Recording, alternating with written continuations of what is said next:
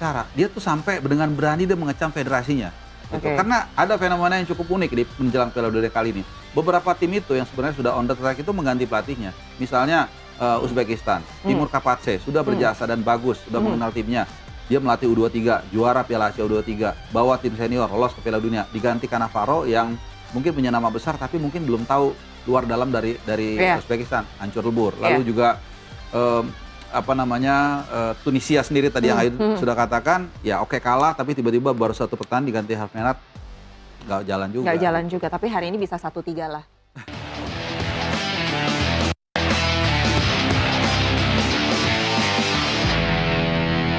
Ya pemirsa, kembali lagi di NTV Sportcast. Sebelum kita membahas lebih dalam lagi mengenai Korea Selatan dan tim-tim lainnya, kalau gitu sekarang kita simak dulu klasemen peringkat ketiga terbaik berikut ini. Ini adalah daftar tim yang lolos ke 32 besar. Ada Meksiko, ada juara grup A, ada Afrika Selatan, runner-up grup A, Swiss juara grup B, Kanada runner-up grup B, Bosnia Herzegovina tim peringkat ketiga terbaik, Brazil juara grup C, Maroko runner-up grup C, Amerika Serikat juara grup D, Australia. Lalu ada Jerman, agak panjang kalau kita baca semuanya ya. Pantai Gading, Ekuador, Belanda, Jepang, Swedia, Prancis, Norwegia, Argentina, dan Kolombia. Iya, kita bagi tim-tim yang sudah memesan tiket ini dalam udah mengunci ini ya? Iya, udah mengunci babak 32 besar dalam dua klaster. Klaster pertama adalah tim yang punya sejarah pernah menjadi juara dunia dulu, yaitu ada Brazil juara 5 kali dengan salam pentanya, lalu ada Jerman yang sudah juara 4 kali, lalu juga ada Belanda yang pernah runner up 3 kali, dan kemudian ada Prancis yang sudah juara 2 kali 98 dan 2018, serta Argentina yang sudah juara 3 kali ya tahun 78, 86 dan juga 2022. Sementara ada ada satu tim debutan yang lolos di fase 32 besar sejauh ini, yaitu ada Bosnia and Herzegovina. Ini tim debutan yang berhasil lolos ke fase berikutnya dengan status peringkat 3 terbaik. Salah satu dari 8 peringkat 3 terbaik, dan juga ada Ekuador dan Swedia. Ini juga sudah memastikan mereka lolos ke babak 32 besar dengan status salah satu peringkat 3 terbaik. Jadi sudah mulai mengkerucut ya, tim-tim yang katakanlah mempunyai sejarah, memang punya kualitas itu mulai memesan tiket satu-satu dan tinggal menyusul. Saya pikir ya Inggris, saya pikir juga akan menyusul, dan Spanyol juga saya pikir nanti akan menyusul. Karena besok Spanyol nih, besok pagi masih ada pertandingannya melawan Uruguay. Betul. Nah ini adalah 32 tim yang sudah masuk atau lolos ke 32 besar yang sudah mengamankan tiket, dan berikut adalah daftar tim yang tersingkir dari Piala Dunia. Ada Haiti, ada Turki, Tunisia, Yordania, Panama, Ceko, Qatar, dan Curaçao. Ya, yang paling menarik adalah pertama kita biar runtun ya dari Haiti dulu. Haiti ini again ya, kita tempatkan supaya kita bisa dapat perspektif, kita tempatkan sebagai tim yang pertama kali lolos ke Piala Dunia. Ekspektasinya pasti nggak banyak, bisa golin aja udah seneng. Jadi beda-beda. Qatar mungkin hanya pengen 1 poin pertama, which is they got it, dan itu buat mereka sudah pencapaian terbaru. Nah Haiti dua pertandingan awal mereka kalah, tapi di pertandingan terakhir mereka menghadapi Maroko, mereka bisa menyulitkan Maroko, sangat luar biasa. Mainnya sangat lepas, kemudian mereka bisa menciptakan 2 gol ke gawang Maroko yang berstatus sebagai juara Afrika dan juga sebagai semifinalis Piala Dunia 2022. Jadi sudah menjadikan mereka sudah puas lah, dan kebetulan saya membawakan saat itu Haiti itu penontonnya aja kalah senang, mereka happy ya. Pas turun dari pertandingan pun para pemainnya juga kelihatan relax, joget-joget. Jadi again kita tempatkan kalau kita sebagai fans Haiti, tim yang pertama kali baru lolos, satu negara yang sangat kecil. Kemudian Turki tadi saat over kita sempat diskusi juga. Kata Ai mengatakan nih Turki mainnya bagus nih Bung. Iya memang bagus, tapi memang kurang beruntung. Kalau saya bilang mungkin kurang sedekah ya. Sehingga ya mainnya bagus 2 pertandingan terakhir, cuman nggak tahu kenapa. Kadang-kadang sedekah itu mempengaruhi juga sih. Karena saya masih ingat, ini fakta ya. 2014 Jerman itu ketika ke Brazil, mereka itu di home base mereka, di kandang mereka itu, intinya dia melakukan semacam CSR lah ke lingkungan sekitar. Jadi mungkin akhirnya semesta itu berkehendak dan mereka bisa juara dunia. Jadi Turki itu mainnya luar biasa bagus, lawan Australia juga bagus. Dan itu terbukti di laga tadi pagi ketika menghadapi Amerika Serikat, mereka mampu menang 3-2, permainnya luar biasa. Tapi it's too late, mereka sudah tereliminasi. Dan Tunisia juga ada ini ya, ada apa ya, sejarah baru juga di mana pelatihnya diganti baru satu pertandingan. Tunisia ini agak lain nih. Iya makanya. Baru pertama. Oke, mereka kalah. Iya, tapi baru satu pertandingan. Satu pertandingan terus ganti Hervé Renard kalah juga. From bad to worse. Yes. Kalau Aing ngelihat pertandingan kedua Tunisia di bawah Hervé Renard itu bagusan saya main football mungkin ininya. Asli beneran itu bingung, dan kita ini nggak ngerti ini kenapa diganti.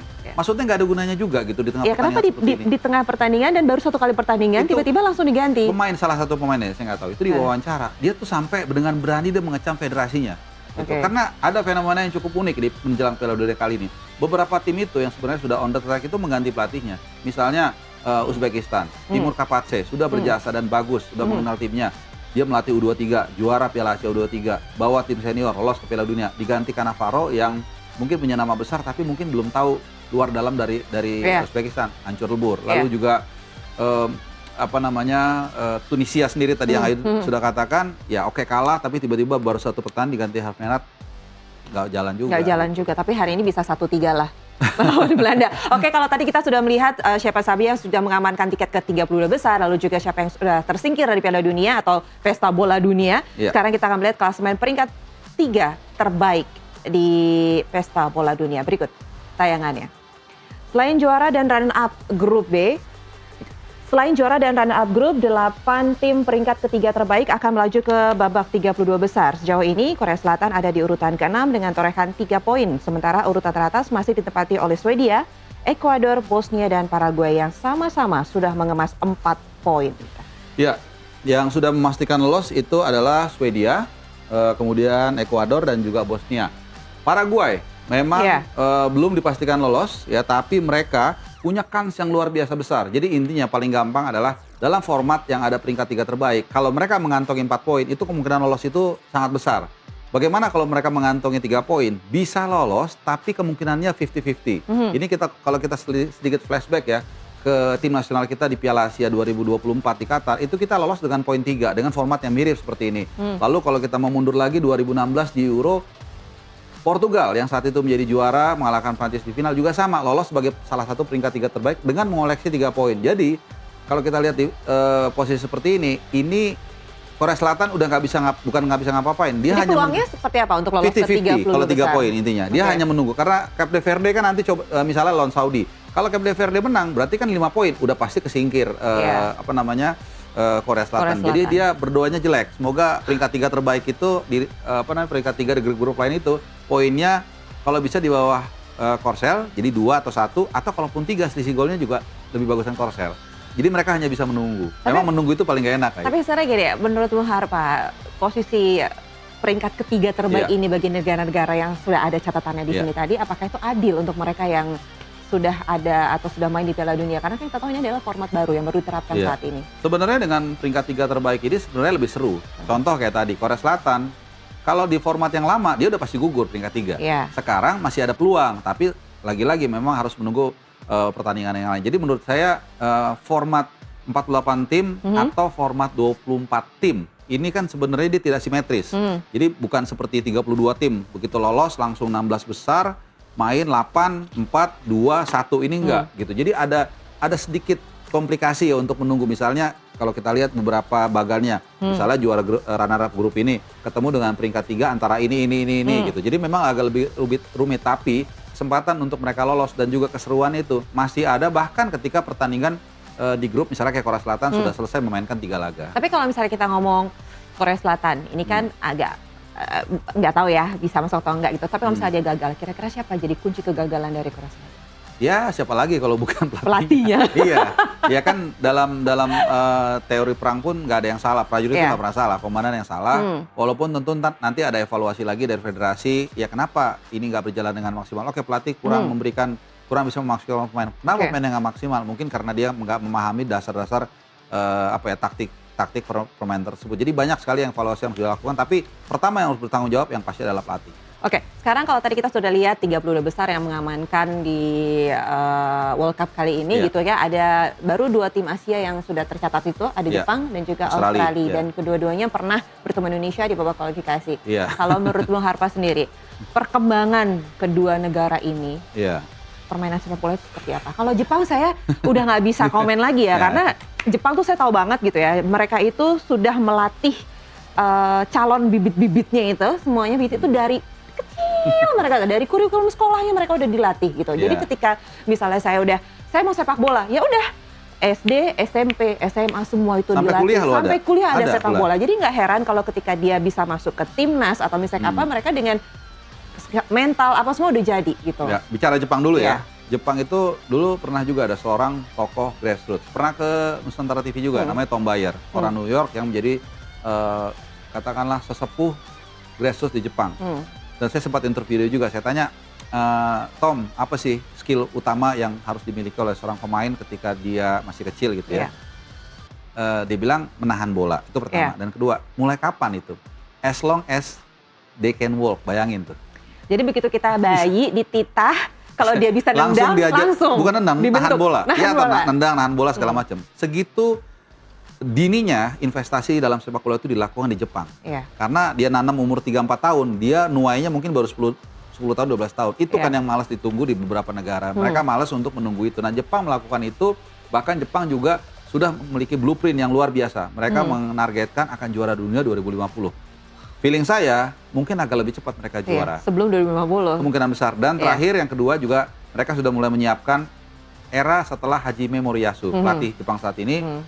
Dia sudah 7 tahun menangani Samurai Biru dan kemungkinan besar dia akan selesai meletakkan tampuk kepemimpinannya Piala Dunia kali ini. Dan asisten-asistennya itu sudah mulai ditunjukin yang baru-baru, yang muda-muda. Dan mereka kemungkinan besar yang akan meneruskan tampuk kepemimpinan Hajime tanpa harus lari dari kurikulum yang ditetapkan. Oke, berarti bisa dikatakan memang Jepang ini selalu mampu untuk tampil kompetitif di setiap gelaran Piala Dunia. Iya, mereka sangat konsisten.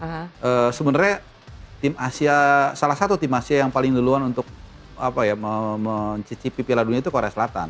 Tapi memang Jepang walaupun belakangan, tapi mereka accelerate, mengejar ketertinggalan mereka. Bahkan katanya konon mereka tuh belajar sepak bola profesional, mengelola liga profesional itu dari Indonesia, dari Galatama. Dan kemudian mereka sangat sukses.